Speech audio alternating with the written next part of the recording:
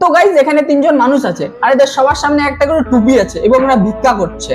কিন্তু এখানে ভাববার বিষয় এটাই যে দুজনকে ছেড়ে মাঝের জনকে কেন সবাই টাকা দিচ্ছে? তোমরা কি কেউ বলতে পারবে?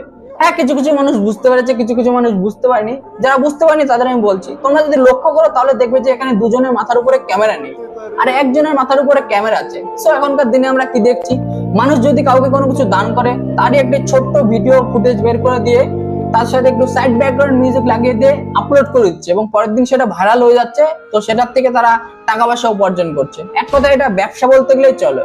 মানুষকে দান করার সময় তারা ব্যবসা করছে। সো এই জন্যই তারা দুজনকে ছেড়ে মাঝের জনকে টাকা দিচ্ছে, কারণ তার মাথার উপরে ক্যামেরা আছে। আয় রে সমাজ।